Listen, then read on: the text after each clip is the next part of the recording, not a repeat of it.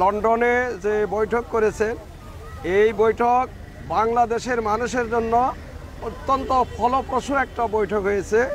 জনগণের চাহিদা অনুযায়ী দুই নেতা সম্মত হয়ে সুনির্দিষ্ট সময়ে ইলেকশনের তারিখ ঘোষণা করেছেন।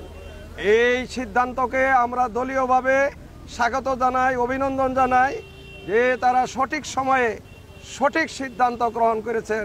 দেশবাসী এই সিদ্ধান্তটাকে আনন্দের সহিত গ্রহণ করেছে। এই সিদ্ধান্তকে কোনো কুচক্রী মহল যদি ষড়যন্ত্র করে, এই ষড়যন্ত্রের বিরুদ্ধে বিএনপি সহ সারা বাংলাদেশের মানুষ ইনশাল্লাহ এটাকে প্রতিরোধ করবে। জনাব তারেক রহমান এবং প্রধান উপদেষ্টা ডক্টর ইউনূস যে সিদ্ধান্ত নিয়েছেন তা সাধারণ মানুষ সানন্দে গ্রহণ করেছে এবং আমরা চাই জুলাইয়ের যে হত্যাকাণ্ড তার বিচার অবিলম্বে শুরু হোক এবং এই শাস্তি এই নির্বাচনের আগেই শেষ করতে হবে।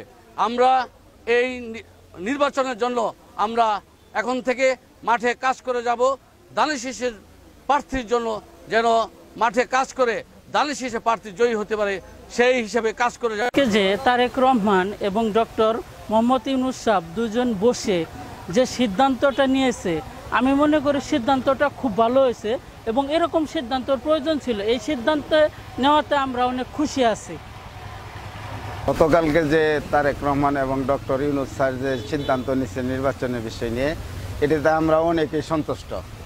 এই বিষয়টা অনেক গ্রহণযোগ্য, এতে আমরা খুব খুশি।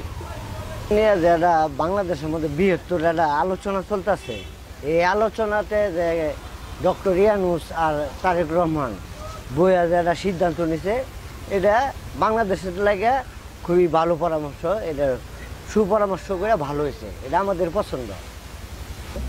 লন্ডনে যে বসে আমাদের বিএনপির ভারপ্রাপ্ত চেয়ারম্যান তারেক রহমানের সাথে বাংলাদেশের প্রেসিডেন্ট ডক্টর মোহাম্মদ ইউনূসের যে বৈঠকটা হয়েছে নির্বাচন আলোচনায়, এই নির্বাচন আলোচনাতে বাংলাদেশের লোক আমরা সবাই নাগরিক সবাই খুশি এবং দ্রুত নির্বাচনটা দেওয়া দেশের গণতন্ত্রের জন্য বিশেষ প্রয়োজন, এই বলে আমার কথা।